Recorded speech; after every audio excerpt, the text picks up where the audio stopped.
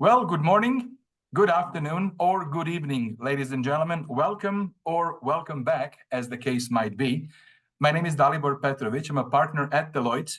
And over the last number of years, I've had the pleasure to host this series of live webcasts that we'll be putting on primarily for our Canadian technology leadership audiences and enterprise technology enthusiasts, as I'd like to call them. Today, we are going to have a very, very interesting conversation. We are going to delve into the topic of government super apps and citizen experience. So it'll be a very interesting conversation, and we have a panel that is truly international. Before we delve into the topic, I would just like to remind everyone that this is a live session, which means two things. First, please pardon any technical difficulties we might have. We are doing this live in a multi-continental fashion. But second, this will actually allow you to submit any questions you might have. So please do that using the Q&A function of this platform. Also, the session will be recorded. So if you would like to share the video with your colleagues, friends, please feel free to do that. I will make sure that everybody gets links following the session. So with that, I would like to briefly welcome and introduce our panelists, our guests today. He is my partner at Deloitte and leads Deloitte's National Digital Government Practice for Canada. Jaimie, thank you very much for joining us today. My pleasure. Thank you. Then we have Joe Mariani. Joe Mariani is a senior research manager at Deloitte, joining us from the US. And we'll be sharing sort of the global perspectives and research that we are doing on this topic. And lastly, and certainly not leastly, from India this afternoon, joining us is Pankaj Kishnani, the GovTech Researcher, who is going to be sharing with us a very practical experiences of what Indian government has actually done in this space, which is currently considered to be globally leading in its maturity. So thank you very much, everyone, for finding the time to be with us today. And obviously, we will want to start at the highest of high levels to actually provide a little bit of a context of what is it that we mean when we say government super apps and citizen experience. So who better to do that than Jaimie? So Jaimie, over to you. Thanks so much, Dalibor. It's such a pleasure to be here today, and especially to talk about a pretty fun topic that most of us don't get to speak about on a day-to-day basis. I have the privilege of working with governments across Canada to really provide great services. For me, digital government is about providing seamless citizen experience, seamless services, and often using modern tools to do so. Sometimes those tools are design, they're behavioral nudges, they're good governance. Sometimes they're more technical tools, so things like project assurance, enterprise architecture, even different pieces of software. And what we've been seeing globally in the last few years is that there have been some really interesting moves in the technology space to prioritize human experience, customer experience, call it what you will. So what we'd like to do today is talk a little bit about some of the moves that we're seeing globally.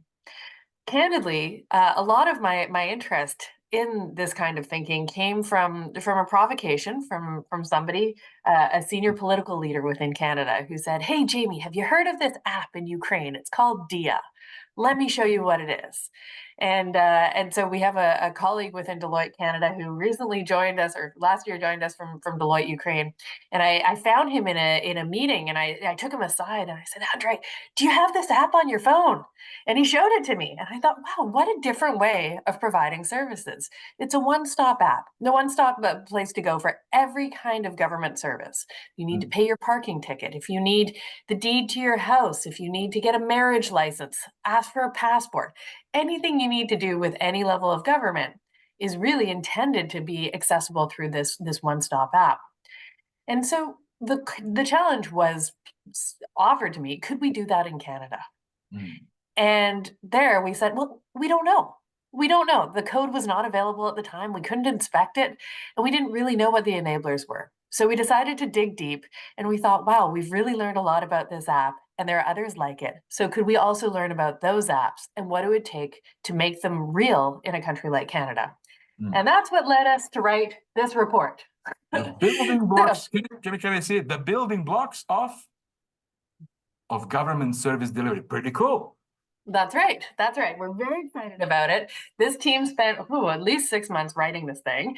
We had the privilege of getting to speak with all sorts of global leaders, the CIO in Estonia, the minister responsible for this application in Ukraine, the leading architect for the system that powers this work in India. And we were floored by the generosity of the people who were willing to share their lessons with us. What we learned as we explored these different government super apps is that there is this really critical move happening in and around the public sector that we call digital public infrastructure, DPI. And that's part of what we'd like to talk about today. In Canada, some of these investments in DPI are fairly nascent. Essentially, it's the philosophy that you can build something once and use it many times. It could be things like payments, identity solutions, data exchange. There's a government that I'm very familiar with, and we decided at one point to take a look at how many times we had built or bought payment mechanisms. And the number was over 80. Wow. Over 80 times. Now, I'm not saying that one is the right number. It almost certainly isn't. But I can tell you it's a lot less than 80. Yeah. And so in that environment, we start thinking, well, what's the value proposition associated with digital public infrastructure? Certainly it's human experience and customer experience, right? You've tested these components and these ways of providing services with people you know it works. It's also time to money. So it's the taxpayer experience, right? You're getting better value out of public resources. And it's time to value for the employee. When you've got these reusable components, your development teams are able to ship services much more effectively. So these are concepts that we're familiar with in Canada. In British Columbia, we'll talk about common components. In the government of Ontario, they'll talk about common technology enablers. These are concepts we understand. But we wanted to tell you a little bit about other countries that have just hypercharged this work and really rolled it out at the enterprise level. So we're going to get into the conversation. We have two big objectives for the conversation today. The first is a little bit of education, because candidly, some of the things that we discovered in this paper are just so cool and so exciting. And so we want to just share some of our findings there. And then we're hoping that we'll inspire you. There's been a lot of movement in this space globally. If you look at last year's G20 New Delhi leaders declaration coming out of the G20, there were really strong commitments to driving this way of thinking forward. The current G20 leader is Brazil, and they have reiterated those commitments to driving DPI. So this is an idea that is really gaining momentum. And that's why we think it should be part of everybody's vocabulary in this space. So what we'll do is, now that I've told you a little bit about why I think this stuff matters, we're going to go into the theory behind digital public infrastructure, behind some of these government super apps. So Joe's going to walk us through that. And then, as we mentioned, one of the leading governments globally has been driving this work is the government of India. And so we're just so privileged to have Pankaj joining us today from India to tell us a little bit about those experiences. So over to you, Joe. Fantastic. Yeah, so we're going to do Jaimie. education, inspiration, and entertainment, all packaged into one experience. I love it. That's right. It's a beautiful hour. Yeah, yeah, absolutely. And I think, hopefully some of that inspiration has already started, because I think as you hear Jaimie talk about, the capabilities of super apps and the concept of digital public infrastructure, it sounds, pretty exciting. And certainly the more we learned about it, the more excited we got. But one of those questions that kept cropping up again and again was, hey, that's really cool, but why? And why now? And as we started to dig through it, we started to find is, there's three reasons. Well, there's probably lots more reasons, but there's at least three main reasons. And the first is really what kind of Jaimie began with is, hey, governments kind of across the world are at this kind of inflection point. Everyone's trying to improve, customer experience, citizen experience, and fundamentally change how they relate to their citizens through trust. And DPI turns out to be an incredibly important way to to not just improve customer experience, get your metrics up, get another smiley face, but really to just leapfrog whole generations of CX and fundamentally improve that relationship with the citizen and the customer. But second is the idea of a lot of those ideas built into DPI, it being open, it being accessible, allow new pathways for improving customer experience. So, it doesn't just have to be government providing services to citizens anymore, but now it can be nonprofits, it can be corporations even. And that creates, fundamental ways of offering new pathways to deliver. And that also actually, going slightly out of order, number two, it also allows it to be flexible, right? Because now it's not just a technology that you buy off the shelf, right? I would like one digital public infrastructure, please. But it's a kind of set of tools or capabilities that you can customize, to your country, your province, your state, and the unique circumstances that you find yourself. But to start kind of at the very beginning there, kind of that why now ultimately comes back to that first point, that idea of, hey, we're kind of at an inflection point.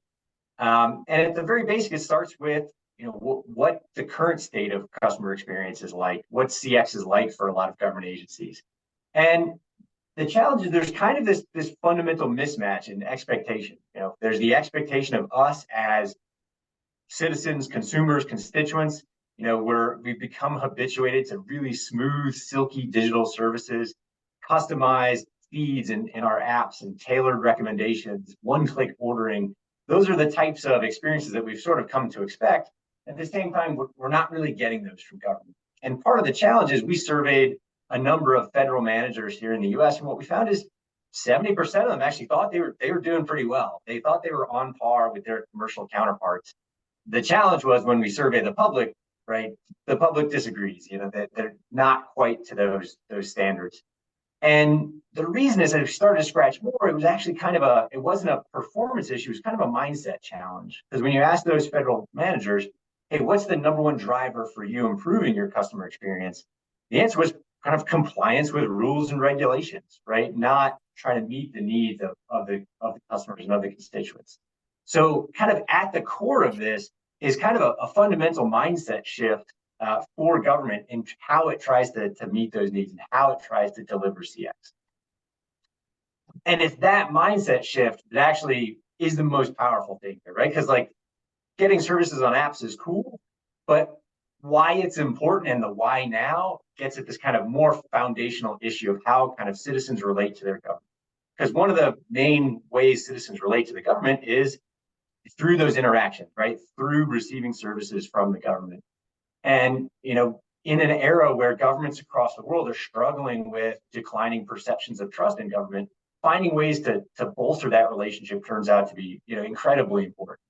And improving CX, as our research has found, is actually an important pathway to do that. Because as you can see on right, we found through some of our global surveys, the more you find your government's internet and digital services easy to use, the more you're able to find what you need through those services, the more likely you are to trust your government, right? So the stakes in some ways have never been higher. This isn't just about CX. This is about kind of the fundamental relationship between constituents and their government. I think that this is, sorry to cut this, yeah, Joe, I think is a very, very important thing to stress, because I can understand fundamentally that, governments, of course, are monopolies in what they do in most cases. So if they feel that they're not really in a competitive environment, it's a valid question. Why should we be investing in this when what we've been doing for 2000 years is working, right? But I think that if you link the fact, what you just described, that providing this kind of delightful, intuitive service to citizens actually results in increase in trust, that there is a very important motivator, should be an important motivator, right? Yeah. So I just wanted to emphasize that. Exactly. And I think, this example that we're showing on the screen kind of helps with that, right? Because if you think about it from that mindset shift, right? The old way of thinking, exactly like you said, Dalibor, for government leaders was, hey, compliance, hey, we have our set of forms, they're compliant with all of the rules and requirements that we need. Hey, we're fine. If we need to improve customer experience, let's, trim one page off the form. But what DPI and SuperApps and customer experience platforms are beginning to offer is kind of what you see on the phone. It's a fundamental new way of offering those services, and one that focuses less on compliance and more on, hey, what's the need of the consumer? What's the need of the citizen, the constituent? What they really need is not to fill in the forms more easily. What they really need is to just pay that tax, pay that debt to the government much more quickly, much more seamlessly. And that's now when you see things like the DIA app, that's now what's possible. So, just to take DIA as one example, it's not just paying taxes. It's, more than 130 government services. You can get a passport, you can open a business, you can get a building permit, you can get your driver's license and renew your vehicle registration on there. And, Dalibar, I think like your point is a great one, that this is kind of fundamentally not just about services, but it's about kind of citizens' relationship to government. Yeah. Because I actually heard the Ukrainian defense attaché to the US talk about the DIA app. And it's, in a context of talking about defense and, all of those things. And he takes out the app. And it's an interesting thing to talk about, because to him, the DIA app wasn't just about government service. It was about kind of national defense. Because if you think about it, if you're able to provide effective, easy to use government services, like that's kind of at the core of what a government is. When you're trying to kind of create that feeling, that sense of belonging, in a government kind of, fighting for its existence, that becomes very important and very powerful. So, these types of apps aren't just about creating one more slick, cool app on your phone. It's really about like changing government's relation to its citizens fundamentally. And that actually becomes kind of the first challenge, right? So if that's where we're aiming at, it's easy to create an app, but creating something like DIA and something like India Stack takes more than just an app or a cool web page. First and foremost, it takes that change of mindset, a change from compliance-based view of customer experience to this one where, hey, we're going to meet needs in fundamentally new ways. But once you make that mindset change, now you open up the conversation to, okay, how do we actually make that happen? And this is where, Jaimie's first point about digital public infrastructure comes in.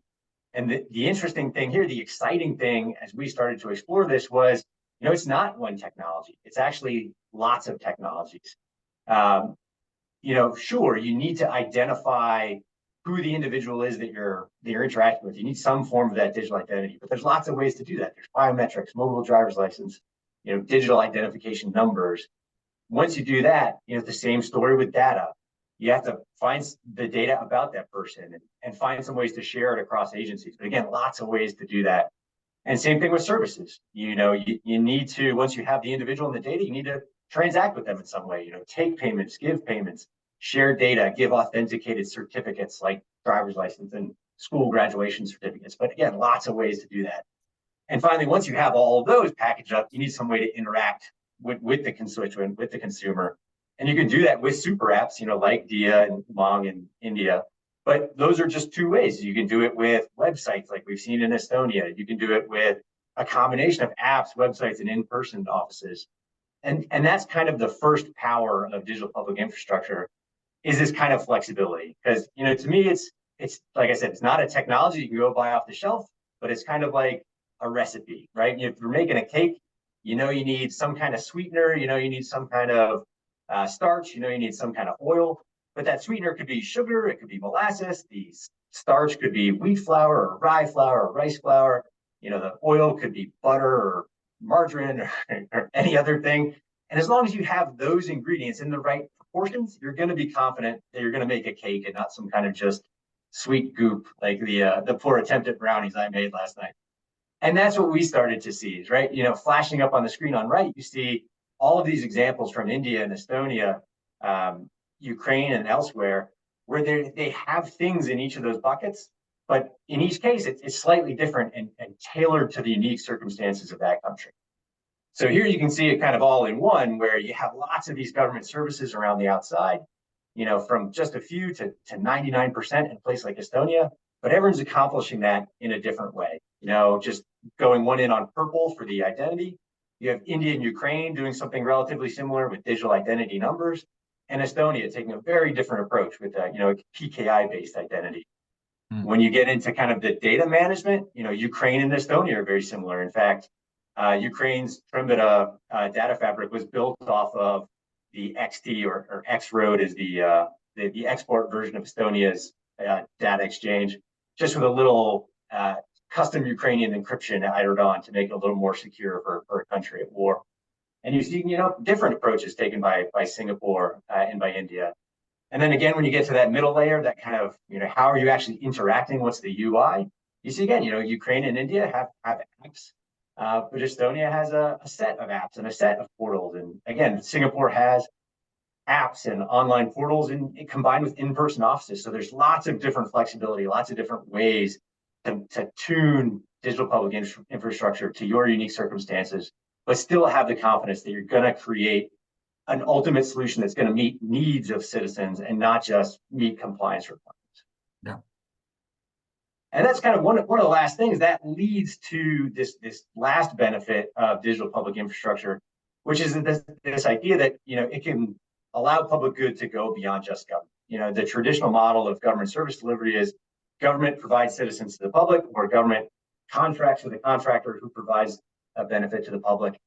But now digital public infrastructure, it being open and accessible, it can be created by government or nonprofits or commercial entities, and it can be used by anyone, right? You can have nonprofits using the data sharing tools to be able to understand, where there's need for homelessness support, to be able to target their interventions more effectively.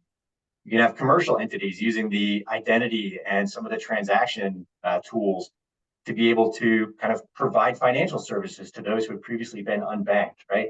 And those are great examples of non-governmental agencies meeting needs of the public that government hasn't even necessarily seen or identified or tried to fill themselves. So it's this beautiful virtuous flywheel effect that once you get these out there, you can begin to meet needs in new ways. Yeah. So hopefully, now that's pretty exciting. You can start to ask, well, how would we get started? How did these countries get started? And the first is, actually kind of start a little small. You don't have to solve all of the problems all at once. You don't have to provide all services at once. We saw these countries in many cases, start with a few high value use cases that can prove it works, attract users. And then from there, as Jaimie described, we heard from Pramod Verma, the kind of chief architect of India Stack, that you approach it with +1 thinking. Demonstrate one works and then add on one feature, move to one adjacent service, and then keep building from it. And that also allows you to kind of create these wins for senior leaders, because if we talk about, if we're breaking some of these kind of fundamental assumptions, changing mindsets, that can be very difficult for agencies. They're having to share data with new organizations, maybe even share funding in new ways. And that can be difficult without the intervention from kind of key senior leaders. In many of these countries, that was very senior leaders, presidents, prime ministers, chief executives, and to be able to kind of deliver to those leaders some results to show, hey, this is really working, stay engaged, stay with us, turns out to be really important. And that kind of is an element of the last example here, which is kind of live in the ecosystem, because no government agency, no matter how big, can do all of this on their own, right? They need input from senior leaders. They need input and buy-in from commercial and nonprofit entities. They need buy-in and use and trust from the public. So understanding and living in that ecosystem so that you can better understand, what are the incentives, what are the needs of all of those players, and better be able to provide for them and meet them, turns out to be kind of a core ingredient for success. But that's all kind of well and good in the abstract, right? Those are all fun concepts. The real proof is seeing it in action. So Pankaj can now kind of take us through, what does this look like for India and a few other countries, and what are the results been? Pankaj. Thanks, Joe. Hi, everyone. This is Pankaj. I'm research manager with the Deloitte Center for Government Insights. It's a think tank setup within within Deloitte, right? We produce research reports and publications and work with client, conduct workshops and client briefings, right? As part of my area, I track emerging technologies and their impact on government. With that, Jaimie covered basically what is DPI. Joe covered why and how of DPI and how it's being used in SuperApps. I'll talk about the impact of DPI that has had on India and Ukraine, right? So India's journey started with DPI on India stack, the 3 layers that you see: identity, payment, and data, and how it supported some of the various user interfaces. The first layer is digital identity. It's just a 12-digit unique digital identity called Aadhaar. That's like a biggest digital ID project in the world, right? It helps you verify your name, address, uh, and identity, and sort of say date of birth, right? It's one of the cornerstones of all the public welfare schemes. Those are targeted to farmers, elderly, and some of the underprivileged for sort of say population in India. It not only does that for government, it also helps the private sector conduct those secured authentications. So if you want to access the banking services, the telecom services, insurance services, you can do that using Aadhaar, right? So Aadhaar scale is really huge. So in a month, the whole of India conducts about 2 billion authentications of Aadhaar. Like that's the scale that we're talking about for India.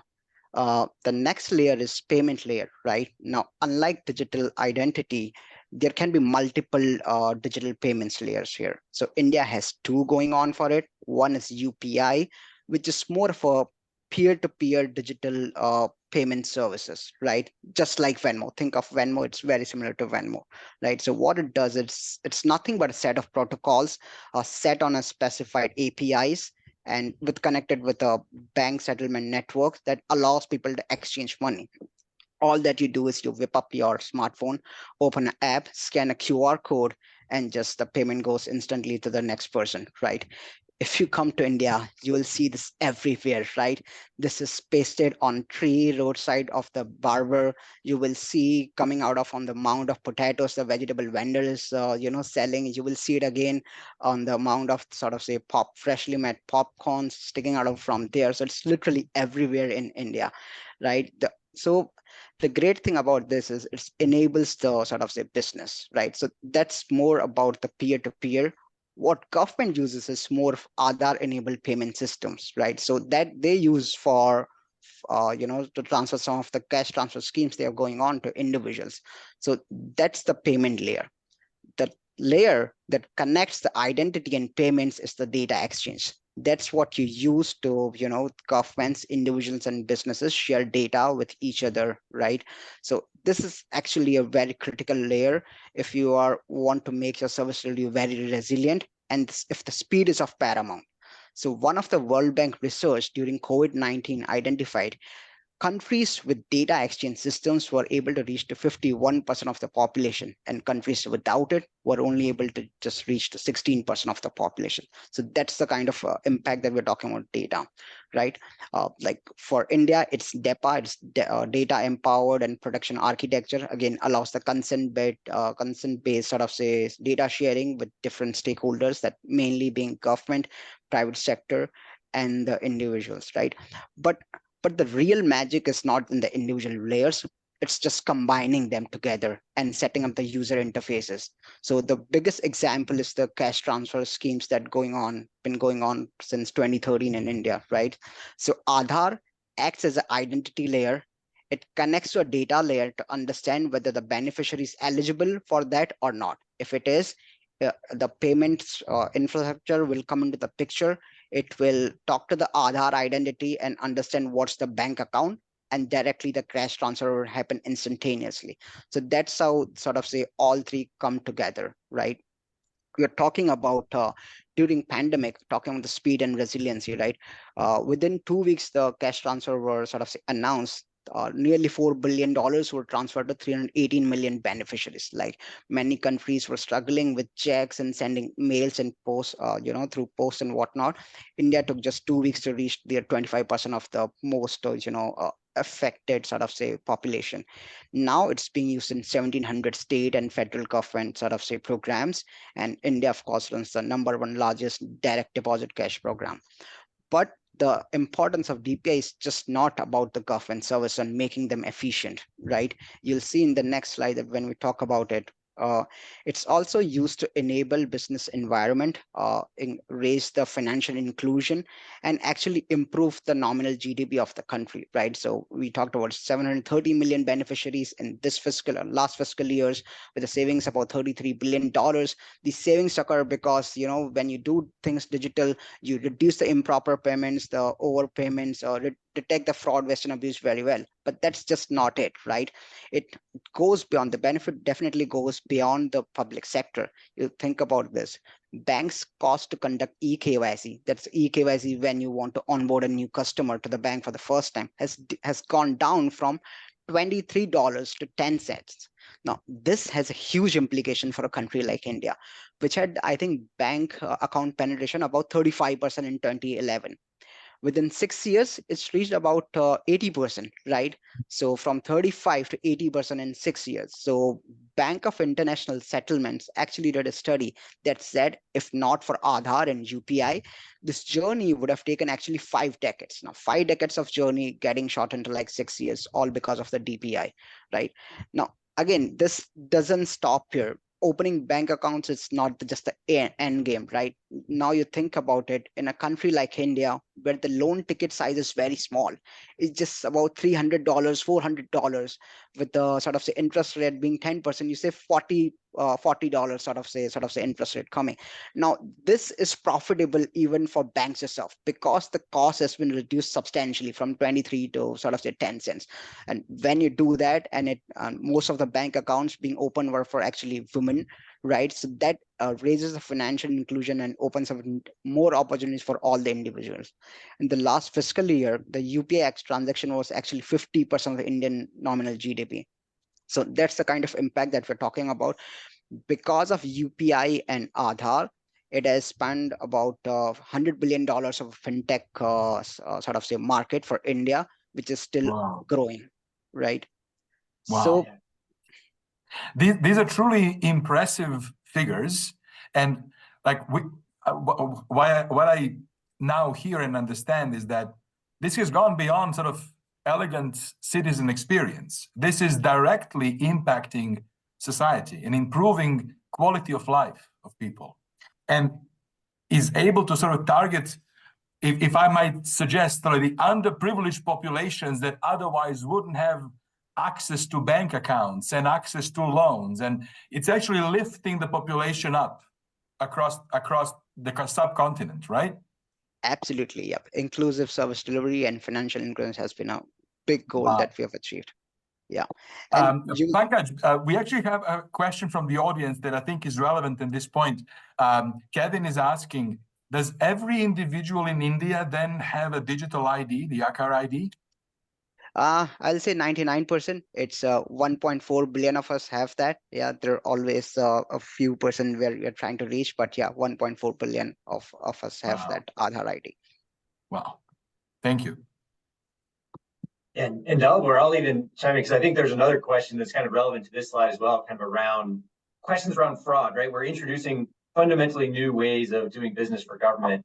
Every time we do something new, that increases the risk. So, hey, is there a risk for fraud here?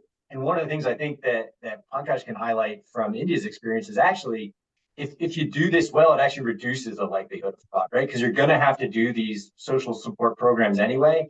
And without kind of clear digital identity, without data about who is receiving it, it's very difficult to make sure that the right benefit, the right aids reaching the right person. And now with that digital public infrastructure, actually reduces the amount of fraud. And I think you can see that in things like, unemployment insurance in the pandemic in the US, very difficult. And I think, Pankaj, you could probably speak to it in India, both the kind of pandemic aid, but also kind of the transition from pre-Aadhaar to post-Aadhaar for things, I think, like the cooking oil subsidy. Yeah, absolutely. I think the whole idea was after Aadhaar, the de-duplication has happened. Actually, the duplications have come down. That's why you see the saving of $33 billion. And yeah, definitely post-Aadhaar, the sort of say schemes have sort of say been streamlined. It's all digital, so you can track it. So the fake and some of those stuff is reduces substantially. So in the next slide, what we're going to talk about is, it's not just India, but also in Ukraine, right? So President Zelensky started sort of say had a call like, we want to give a state and a smartphone. And that's why he launched the DIA app. It's been accessed by 19 million users for over 130 government services and also the private services, right? The backbone of DIA is Trambita, the data sharing platform where about 3 billion transactions have already happened, right? So with the use of DI, you can, access the first ever digital passport. access the digital driver license, register your newborn, file taxes, access banking, government services. Now, DIA, when it was launched, probably had like 20, 30 services, but it is very adaptable. COVID-19 came in, right? So they started sharing the vaccine certificates through DIA app. During the war, as they wanted to share, sort of say Ukraine wanted to sort of disperse some of the cash transfers, they streamlined the payments for internally dispersed, sort of say displaced people, right? Again, when the houses were damaged because of the war, so what can people do is they started e-recovery services. You can basically, pick up your smartphone, click a few photos, add additional details, and send it through your government official. Government official verifies that and then gives you the sort of say whatever amount you're eligible for. So like DIA is sort of a gold standard in when it comes to like e-government services. And in a nutshell, what I would say is like in DPI has the potential to reshape the entire economies, make government service inclusive. Not only that, DPI also allows the innovators to develop business model on top of the DPI, so they can be served to citizens around the world. Yeah, that's where we end our presentation. And like if you have any questions, we are open to the questions. And if you want to reach. Absolutely. I do have a couple of questions, actually, and then we have some questions coming from the audience. I think that the lingering question throughout this is the question of trust between citizens who are now have the opportunity to sort of open up their digital identity fully as they request services. So how is that trust established to get the kind of onboarding that is required to make Aadhaar, for example, in India, truly successful? I'm reading the question from one of our audience members. Yeah. In other words, like, are there false IDs? Like, is there a fake Aadhaars in the system, and how is that solved for?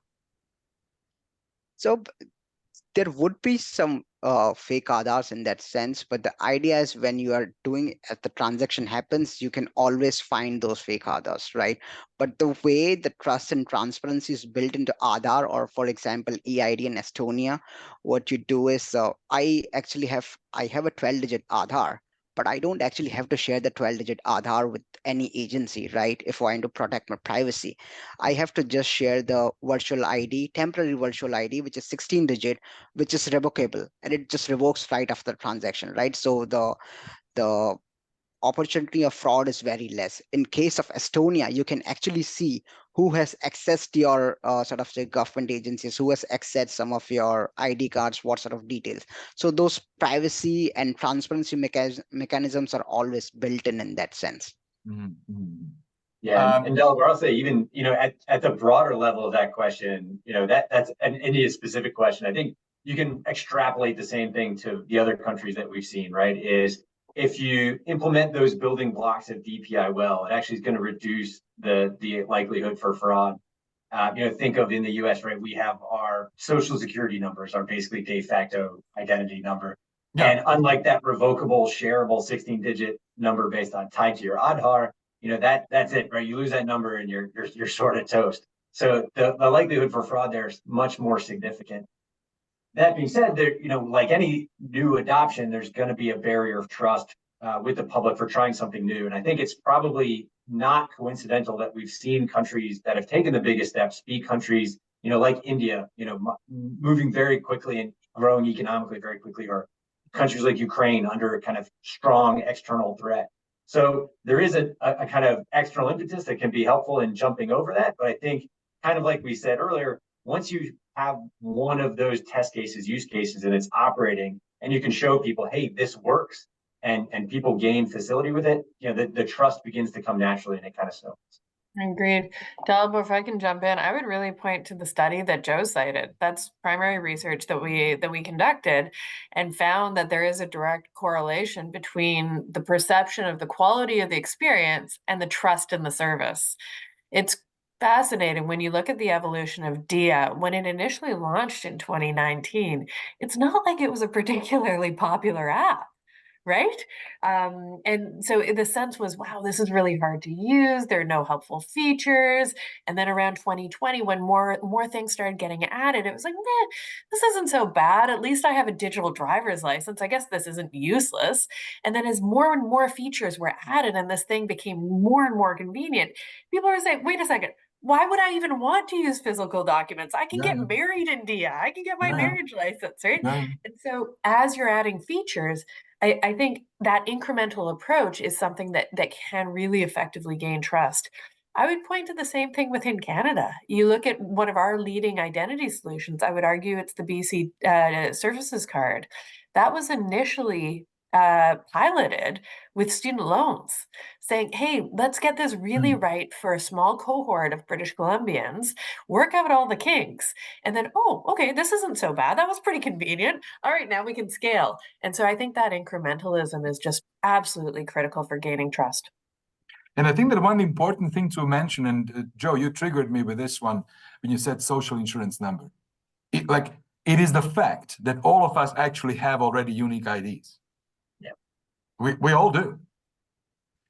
It's just not leveraged in the way that will allow us to actually access services seamlessly, intuitively, right? So that actually is a very strong counter argument to, oh my God, government will know who I am. Government knows who you are already, for goodness sake, right? We all have tax returns every year. So there's nothing there that is spectacularly new, but the feeling of this is actually different now, right? Yeah, exactly. And I think it gets at another one of the questions asking about like, hey, what would it look like without the identity layer? And I think Delaware, you're exactly right. It looks a lot like right now, because you're right. In fact, like the US government knows who Joe is, right? The government of Wisconsin, where I live, knows who Joe is. My city knows who Joe is. And in fact, the problem is they actually know like a lot of Joes, right? They have lots of different records of me, and they don't actually always know that those are all the same person. And if they could realize they're the same person, it would, benefit me tremendously, because they could provide me so many more targeted services that I actually need, as opposed to me having to go fill these things out. So yeah, absolutely. I think, identity is kind of the key that unlocks a lot of the other things in terms of data sharing and transactions and user experience. So, and I understand from the way Pankaj described it, that actually the identity is, if you wish, masked to a certain degree by provision of a unique 12-digit code. So it's not my name, first name, last name, it's a particular code. And then there may be an additional layer of temporary code that provides, I think, additional layer of anonymity, I guess, right? Yeah, absolutely. So in Canada, we have 3 levels of government. We have federal government, we have provincial governments, we have local municipal governments. Similar version of that is in the United States and many other countries. What I hear you describe here, both for DIA and for Indian apps, that in the same app are services from, parking tickets payment, which is typically a municipal and policing kind of service, to opening up a business, which is provincial, state level service, to getting a passport and marriage certificate and such things that are federal. So I would love to know if there's any observations on what might be some sort of challenges. How was this resolved? Like, we're not talking about one government. We are potentially talking about, 170 governments coming together to leverage this common platform, right? So who can take that one on? Sure. I can give it a shot, and Joe, if you can add on.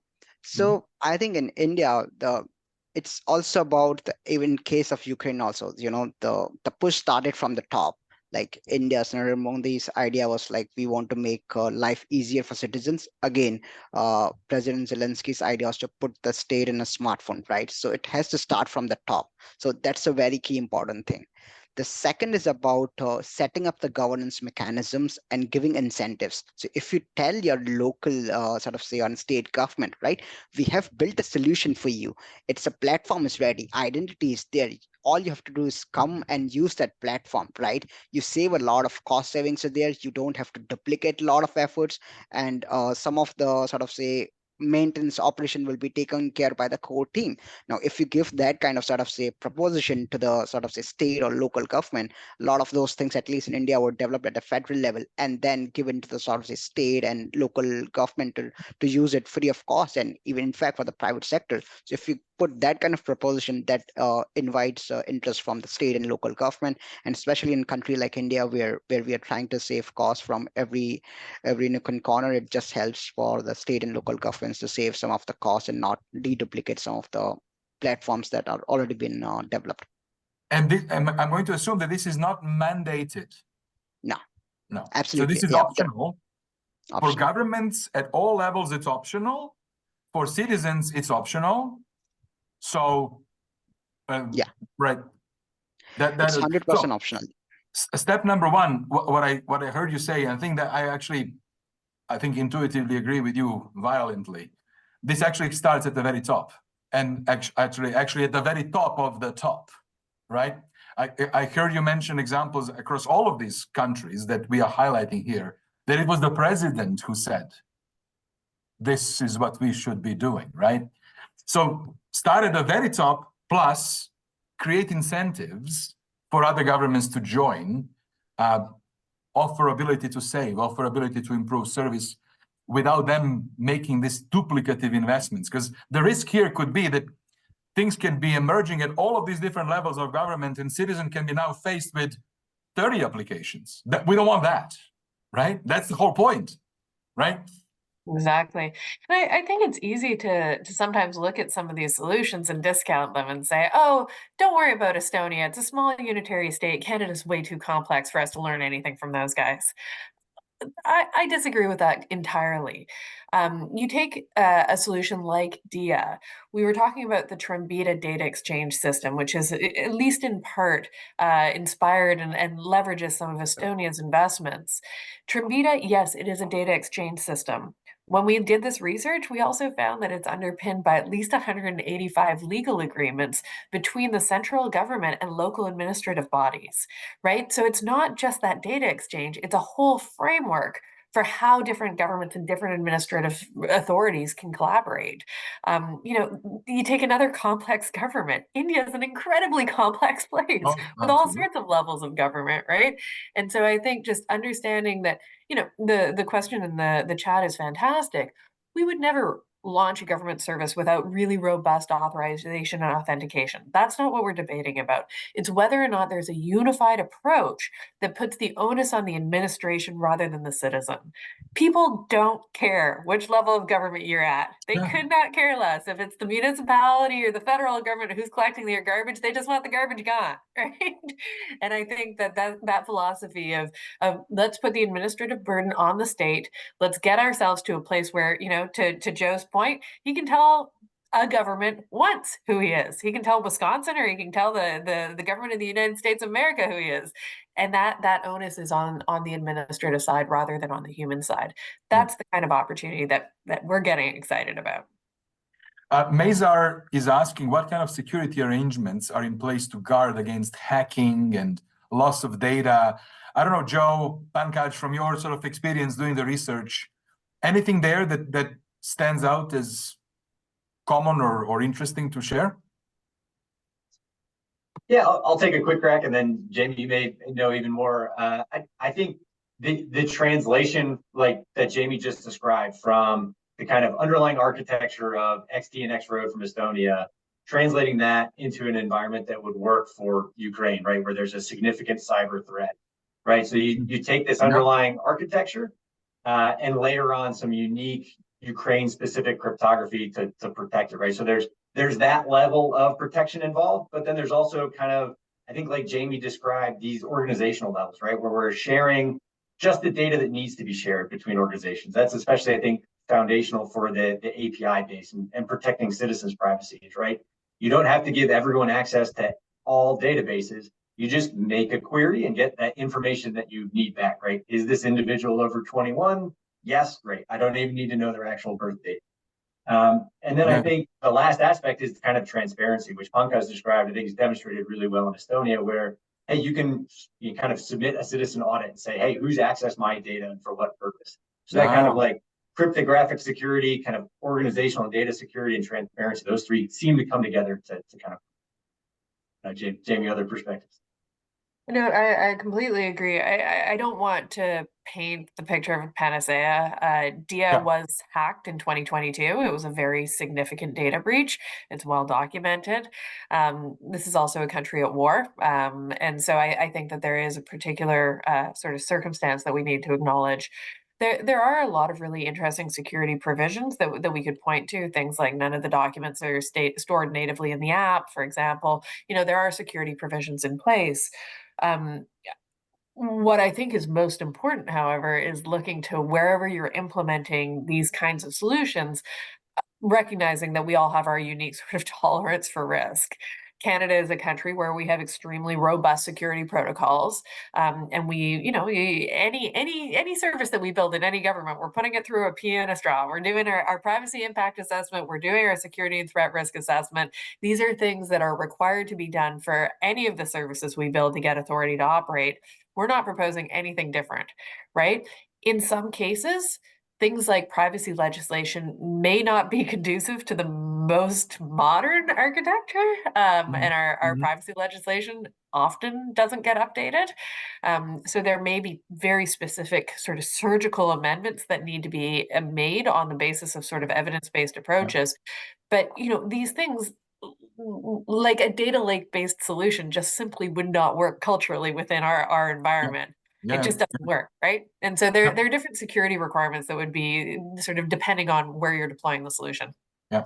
Another question came from the audience around regulatory changes. You just touched on it slightly, Jaimie. Any other sort of comments on what kind of regulatory changes typically need to be made to make this work? So, oh, go ahead. Yeah. So we've seen in India, actually, the privacy bill coming in. So updating the privacy bill has been important. It was, I think, made in 20th century. So just updating that was important. Another thing is, like, as you are developing services, you also have to think about, I talked about, the cost going down from $23 to 10 cents. There was no provision of actually doing digital eKYC. So government had to come up with another legislation or amendment so you can do the eKYC. So as and when you are developing and delivering those services, you have to look at some of your legislation. Those have never been updated for 30, 40, 50 years. Have a look at them, see if there are any overlaps or duplicative nature, and update them. So those things will come up. Yes, Jay. I love how you said the 20th century. I'm so old now, I realized it felt like when I was a kid saying like a 19th century. We are there already, of course. We are a quarter of a century into the 21st century. So thank you for reminding us about that too. That's pretty neat. Yeah. Jaimie, sorry, in addition to the legislation, sometimes there are policy things that have to change also. I was personally someone inspired by the move out of the US government to explicitly prioritize customer experience at the most senior levels. This has been done at least twice now through executive orders. It's exciting stuff. Yeah. Within Canada, we have our policy on service and digital, which came out 4 or 5 years ago now, and it explicitly sets requirements around embedding user experience in the design of services. Yeah. That's fantastic. Sometimes it's not enough, right? Sometimes we have to get into rather than the high level policy level, we have to go down into the sort of directives and say, okay, listen, as part of our investment process for new services, we are now going to be doing an architectural review of all potential new investments. And we're going to say, this will not get approved unless you reuse existing components, right? So in theory, full support for this thing that you want to build, Department of Transportation or whatever it might be. However, you are required to first consider the government-wide identity solution before you start going and building your own. And that sort of thing, it gets very granular, and it's sort of down at the plumbing of government. But those are levers that can be quite crucial for driving this kind of behavior at scale. Yeah. Justin asks, and I'll go back to you, Jaimie, with this one. Is Canada ready for a super app, and do we have all the ingredients to make that cake? Great question. We have the people. We are endowed with some of the most brilliant designers and technologists in the world. We have fabulous educational institutions. Yep. We have a robust ecosystem in the digital space. We have the humans to build this stuff. I think that we also have the imperative We have people, my mom's in her late 70s. She often can't make heads or tails of government services. Our generation is in many cases the sort of most overpaid tech support you can imagine, or overqualified tech support. I don't know about you, Pankaj and Joe, but if I go home on the weekend and check on my mom, there's often a list of things to do on the computer, right? Yeah. And so we do have a digital divide. So we have the imperative around easy access to services. We have the people who can do it. Yeah, I don't want to leave on as a Debbie Downer. I think we lack the ambition. Mm. I don't know that there's anybody who is actually saying, let's get over our decentralized nature. Let's get together and let's build this. We see these pockets of innovation. We see, for example, DIAC, we see the joint councils who are looking very carefully at collaboration across Canada on identity. Fantastic. We see pockets of innovation in the payment space. All that sort of thing is really positive. I'm not sure that we yet have an entity that is saying, okay, but let's bring it all together. Yeah. There's certainly some bright spots, and we're starting to see exploratory work out of the Government of Canada, for example, around omni-channel experience. We're seeing really positive signs. I'm not quite sure that there is the same level of urgency or drive quite yet. I think we have all the ingredients that we need. We need to start bringing them together. So I'm hopeful. I just think we're not quite there yet. Yeah, this was a very informative, entertaining, and inspirational conversation, as you suggested, Jaimie, at the beginning. Good. I like that you mentioned that there is an element of digital equity, and that access to systems like this can actually help resolve. And a plug that in 2 weeks, Jaimie, you and I are going to be back on this channel with another guest to actually explore that explicit topic of digital equity in Canada. Right. We are now slowly approaching our time, and I wanted to really thank very much you, Jaimie, for championing this for us in Canada, Joe, for your wonderful insights from your research, and Pankaj, for you explaining to us the details of how this actually works. And having seen what I've now seen, what you shared, it is clear this what India has developed is way ahead. So hats off and congratulations. With that, for our audience members, I would just like to thank you very much for joining us and staying with us, and invite you to join us next week. Next week, we're going to have 2 actually live webcasts. On Tuesday, we'll explore the value from digital transformation and how different regions in the world are addressing extraction of value from digital transformations.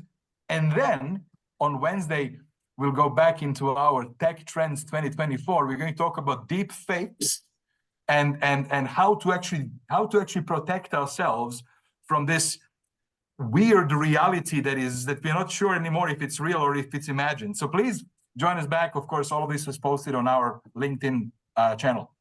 With that, thank you all very much. It was a pleasure to have you join us, and have yourselves a lovely Thursday. Thanks so much, Dalibor. Thank you, everybody. Thank you. Thank you.